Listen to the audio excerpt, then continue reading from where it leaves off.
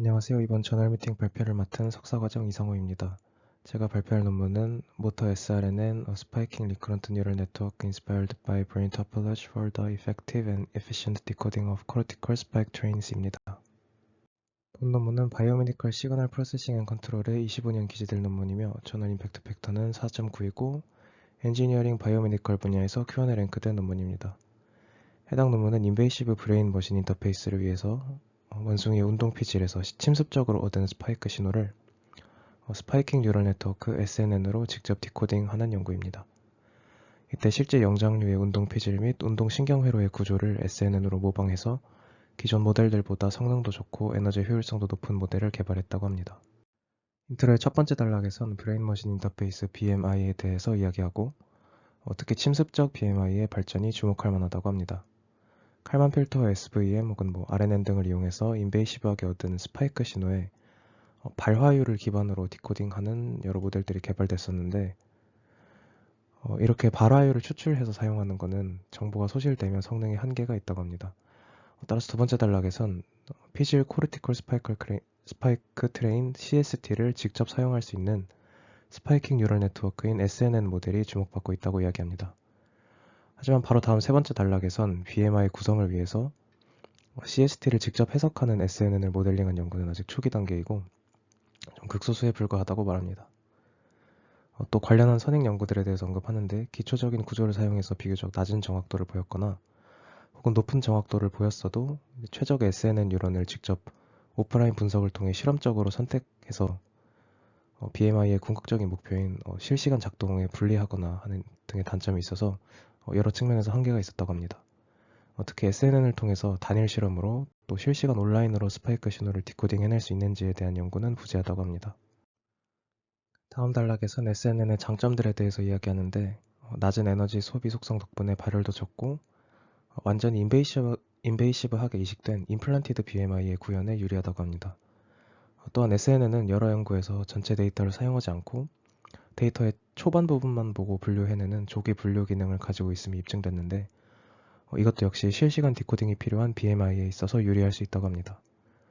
뒤에 언급되지만 보통 이 조기 분류 기능은 첫 스파이크 타이밍인 퍼스트 스파이크 타이밍에 좀 디펜던트한 SNN의 특성이 결과값에 큰 영향을 끼치기 때문이라고 합니다.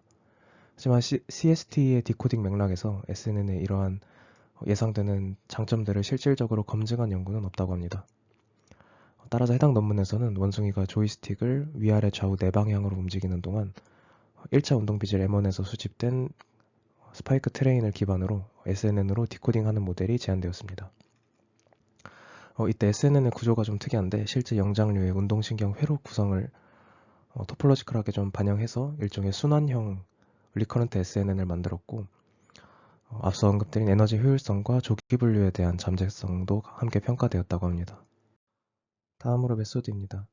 수컷 원숭이 2마리의 우측 운동비질 M1에 96채널 유타 어레이가 400 마이크로미터 간격으로 10x10 구성으로 이식되었고 원숭이들은 조이스틱 제어 실험을 수행하도록 훈련되었습니다. 그림에서 보실 수 있듯이 이 파란색 커서를 조이스틱으로 직접 조종해서 2초마다 좌우 위아래 중 랜덤으로 나타나는 주황색 위치로 옮겨서 300ms 유지하면 보상 물방울을 주는 방식으로 훈련되었습니다. 태스크를 진행하는 동안 유타 어레이는 30kHz, 조이스틱은 1kHz로 샘플링 되었습니다. 이식된 전극으로 수집한 신호는 250Hz의 하이패스 필터를 적용하고 베이스라인 RMS 값의 4.5배의 인계값을 사용해서 스파이크 트레인으로 변환하였습니다. 검출된 스파이크를 스파이크 파형 유사성과 주성분 분포를 고려하는 오프라인 솔터 소프트웨어를 사용해서 개별 뉴런으로 수동 분류해 주었습니다. 보면 B04 원숭이는 총 157개의 뉴런으로 분류되었고 C05 원숭이는 153개의 뉴런으로 분류되었습니다. 여기서 약간 의문이 들었던 점이 궁극적으로 실시간 온라인 BMI를 목표로 한다면 이런 매뉴얼한 부분이 포함되면 안 되지 않나 싶은데 사용했다는 소프트웨어가 처음 설정 이후에 고정된 알고리즘으로 작동할 수 있는 건지 아니면 매 측정마다 수동으로 고쳐줘야 되는 것인지에 대한 언급이 없어서 조금 아쉬웠던 것 같습니다. 다음으로 딜레이와 세그멘테이션인데 해당 실험에서 M1에서 스파이크 신호와 손으로 움직인 조이스틱 신호가 동시에 수집되긴 했지만 실제로 근육까지 이 신호가 전달되고 또 근육이 액티베이션 되기까지 딜레이가 존재하기 때문에 두 데이터를 완전히 같은 타임스탬프로 끊어서 세그멘테이션 할 수가 없습니다. 따라서 두 원숭이에게 각각 맞는 최적의 트랜스미션 딜레이가 분류 정확도에 기반해서 실험적으로 설정되었고, 값은 B04 원숭이에서 120ms, C05 원숭이에서 140ms였다고 합니다. 조이스틱 신호는 20ms 무빙 에버레이지로 스무딩 됐고, 아래와 같이 각도에 따라서 4가지 좌우 위아래 4가지 레이블을 갖도록 분류되었고, 이때 조이스틱 신호가 앞서 언급드린 트랜스미션 딜레이만큼 당겨진 후에 스파이크 신호와 함께 50ms씩 세그멘테이션해서 샘플을 만들었다고 합니다. 따라서 각 샘플의 쉐이프는 아까 원숭이별 뉴런 개수인 요 157개 그리고 153개 곱하기 50ms가 되었고, 각 원숭이별로 총 샘플 개수는 1981개, 3755개가 되었습니다.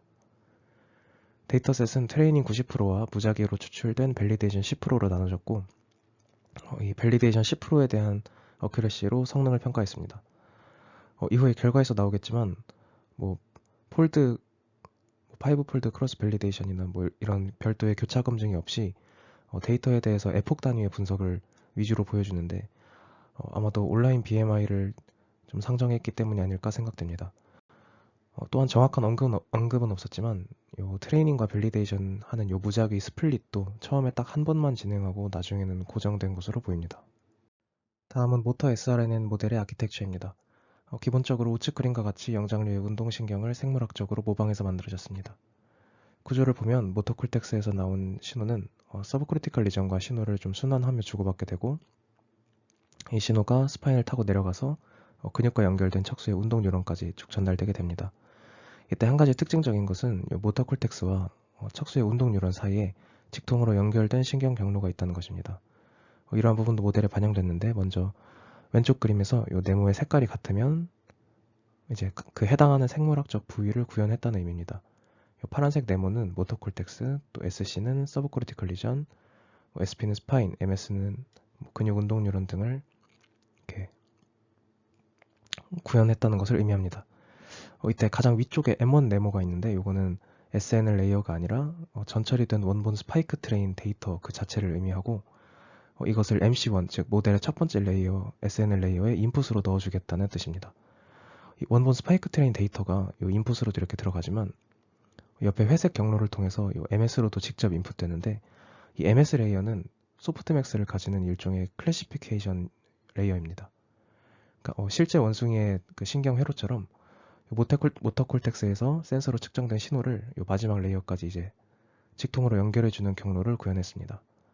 또 MC1과 MC2 사이에 이렇게 화살표가 양방향으로 보이는데, 이제 실제로 모델 구조를 보면 MC1에서 MC2로만 이렇게 이어져 있고, MC2에서 MC1으로 가는 이 화살표는 이 SC 레이어를 통해서 이렇게 간접적으로 가는 걸 좀 표현한 것 같습니다. 이때 요게 점선으로 표현됐는데, 요 점선인 거는 MC1에서 MC2로 갈 때 요 포워드가 20%의 스팔스 커넥션을 가지기 때문입니다. 스팔스 커넥션은 노드 연결 중에 20%를 무작위로 끊어버린다는 뜻인데, 실제로 모터콜텍스끼리의 생물학적인 연결도 이처럼 일부 끊어진 경로가 존재해서 그 구조를 재현한 것이라고 합니다. 드랍아웃 기법과 좀 혼동될 수도 있는데, 드랍아웃은 이제 매 에폭마다 이제 무작위로 연결을 끊어서 과적합을 방지하는 기능인데 반해서 스팔스 커넥션은 처음에 무작위로 20%를 끊고 이제 나중에 초기화되지 않고 그 구조가 그냥 끝까지 학습되는 과적합 방지라기보단 일종의 뉴로모픽에 초점을 둔 기법이라고 할 수 있겠습니다. 그림을 보면 MC1과 MC2, SC 레이어는 이 sRNN 레이어로 각 뉴런들이 서로 이렇게 좀 연결되어 있는 것처럼 나와 있고, SP 레이어만 이제 좀 SNN 레이어로 좀 이렇게 직통으로 직선처럼 연결되어 있는 모습을 보실 수 있는데, 이 sRNN과 SNN의 레이어의 구조가 살짝 다릅니다. SNN 먼저 설명하겠습니다. 이전 저널 미팅에서 소개드린 것과 같이 이 LIF 뉴런이라는 것으로 구성되어 있고, 이전 레이어에서 스파이크 트레인을 받아서 이제 누적하다가 임계값이 넘으면 스파이크를 이렇게 딱 만들어내고 초기화되고, 이런 구조입니다. SNN은 SP 레이어에만 적용됐고, 이 괄호 안에 들어있는 숫자는 이 뉴런의 개수입니다. 그러니까 이렇게 생긴 이렇게 생긴 요 LIF 노드가 요 레이어 안에 8개가 존재하게 됩니다. 다음은 SRNN입니다. SNN에서 그 기능 딱 하나만 추가된 형식입니다. 추가된 기능을 한마디로 정리하면 내가 바로 직전 타이밍에 발화를 했으면 이번엔 발화할 수 없는 기능입니다. 이제 수식으로 보면은 요것과 같은데 요 앞에 녹색 부분은 그 앞에 LIF 수식과 동일하고 요 뒤에 보라색으로 이 부분만 추가된 모습입니다. 그래서 잘 보시면 여기 st-1 세타라는 값을 빼주는데 st-1이란 요거는 st-1 값은 이제 내가 직전에 발화했으면 1, 발화하지 않았으면 0. 이 세타 값은 발화 임계 값입니다. 그러니까 내가 바로 직전에 발화를 했으면 이번 차례에는 이 st-1이 1이 되니까 이번 차례에는 임계값만큼 빼주게 됩니다. 그러니까 사실상 발화하기 위해서 필요한 이 막전이 값이 임계값의 2배가 되는 겁니다. 그러니까 사실상 발화가 거의 일어나지 않게 됩니다. 이제 이거는 생물학적으로 뉴런이 연속적으로 발화할 수가 없는 그 뉴런의 리프렉토리 기간, 휴지기를 구현한 것이고 또 이 방식을 적용을 하면 생물학적으로 좀 더 타당할 뿐 아니라 이제 또 발화 자체의 개수, 그러니까 스파이크 자체의 개수를 좀 줄여서 에너지 효율성이 많이 올라간다고 합니다. 이제 나중에 나오겠지만 요거 이제 ALIF라는 적응형 구조가 또 추가되는데 아무튼 요 SRNN이라는 요 적응형이 아니라 내가 이전에 스파이크를 발화를 했는지 안 했는지에 따라서 임계값을 좀 올려주는 요 기믹이 추가돼서 이렇게 MC1과 MC2 SC 레이어 여기에 적용이 됐습니다. SRNN은 사실 네이처 머신 인텔리전스의 21년 기재된 선행 연구에서 가져온 구조인데 단순히 생각하면 RNN을 스파이크 구조로 작동되게 바꾼 것이라고 생각할 수 있습니다. 그림은 복잡한데 실제로는 앞에서 설명드린 것처럼 내가 직전에 발화했으면 이번에 발화할 수 없게 한 기능만 추가한 것으로 엄청나게 간단합니다. 이 그림은 뉴런이 시간에 따라서 어떻게 변하는지를 나타낸 그림입니다. x0부터 xt까지 있으니까 뉴런 한 개가 0부터 t초까지 어떻게 변하는지를 나타낸 것입니다. 이 u값은 막전이 값이고 이 u값이 임계값 세타를 넘으면 파이어링 하게 됩니다. s는 스파이크가 발생했는지 유무로 나의 직전 타이밍, 그러니까 t-1 타이밍에 스파이크 발생했는지 여부가 현재의 막전이 값에 영향을 주고 있는 걸 볼 수 있습니다. 왼쪽에 MC1 레이어와 MC2 그리고 SC 레이어는 하나하나가 레이어 한 개씩입니다. 그러니까 이 뒤에 그림에 대입을 해보면 인풀 레이어 그리고 히든 레이어 그리고 아웃풀 레이어가 이렇게 인풀 레이어는 M1에 대응이 되고 히든 레이어는 MC1에 대응이 되고 그 다음 레이어는 또 MC2에 대응이 되고 또 여기는 뭐 아웃풋으로 나와 있긴 하지만 이 위에가 있다면 이제 이건 SC에 대응이 되고 이런 식으로 반영이 되게 됩니다. 아래는 사용된 전체 수식인데 앞 슬라이드에서 설명드렸던 기능에 더해서 한 가지가 더 추가됐습니다. 바로 이 뉴런의 임계값인 세타를 적응형으로 만들어주는 것인데 이 세타를 뉴런 발화의 빈도에 따라서 바꿔줍니다. 만약에 이 뉴런이 자주 발화한 뉴런이면 이 임계값 세타가 올라가서 좀 덜 발화하게 되고 만약에 별로 발화하지 않은 뉴런이면 임계값이 내려가서 조금 더 자주 발화하게 됩니다. ALIF의 A라는 거는 이제 어댑티브로 이 적응형 임계값 기능이 들어갔다는 의미입니다. 이 적응형 임계값도 학습이 가능합니다. 이 수식의 로우 값을 이제 학습을 하면 적응형 임계값을 얼마나 민감하게 변하게 할 것인가를 학습할 수 있게 됩니다. 수식에서 이 알파, 요거는 누출 계수이고 이 알파 값이 클수록 이전 값을 더 잘 보존하는, 그러니까 누출이 덜 되는 것을 의미합니다. 일단 요 누출을 뉴런 자체의 누출을 의미하는 알파 값과 적응형 임계값의 민감도를 결정하는 이 수식이 기본적으로 똑같고 따라서 이 두 가지 모두 다 사실 학습이 가능합니다. 기본적으로 SNN을 학습한다라고 하면은 이전 저널 미팅에서 언급드렸던 것처럼 PLIF 구조로 이 누출 계수인 알파를 학습하는 형태를 의미를 하는데 이제 이번 모델에서는 이 알파 값에 더해서 적응형 임계값인 계수인 이 로우까지 총 두 가지를 학습하게 됩니다. 마지막으로 SNN 클래시파이어에 사용된 LI 뉴런입니다. 이 마지막 MS 레이어에 사용되었고 일종의 MS 레이어는 일종의 클래시피케이션 레이어입니다. 그래서 우리가 목표가 이제 상하 좌우 네 가지를 분류를 하는 거였으니까 뉴런 4개가 존재합니다.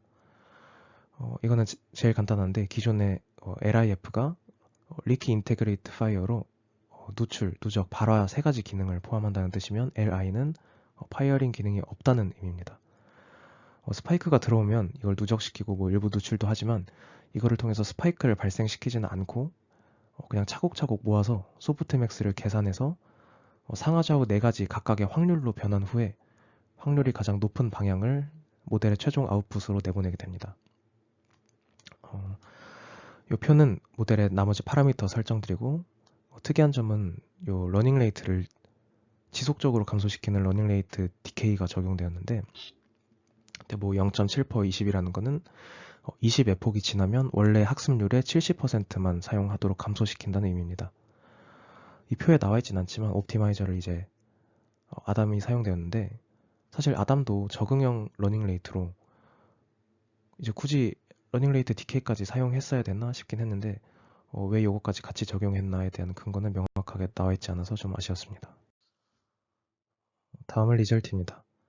비교를 위해서 CST를 분류한 선행 연구의 3가지 모델이 가져와서 사용되었는데 먼저 FSN은 시간축에 따른 어떤 동작이 아니라 50ms의 스파이크 트레인을 통째로 받아서 그 안에 들어있는 스파이크의 개수 카운트를 기반으로 분류하는 SNN 모델이고 GRU는 게이팅 메커니즘을 가진 좀 단순화된 RNN이라고 생각해 주시면 되고 LSTM은 흔히 알고 계신 이제 일반적인 LSTM입니다.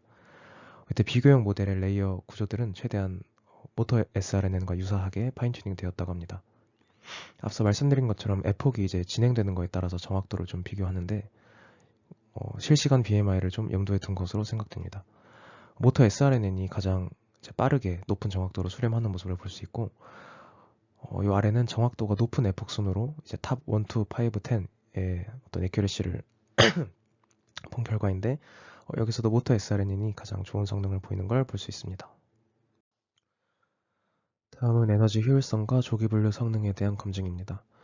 왼쪽의 에너지 효율성은 선행 연구에서 제한된 방식에 의해 계산되었는데 간단하게 살펴보면 FRE는 포워드 연산 시의 스파이크 발생 확률이고 M값은 포워드 연산으로 들어오는 입력의 개수, FROut은 리커런트 재귀 연산 시의 스파이크 발생 확률이고 N값은 재귀 연산으로 돌아오는 입력의 개수입니다. EAC는 누적하는 어큐뮬레이트 연산에 대한 에너지 소비량이고 EMAC는 멀티플라이 앤 어큐뮬레이트 곱셈 후 누적 연산에 대한 에너지 소비량입니다.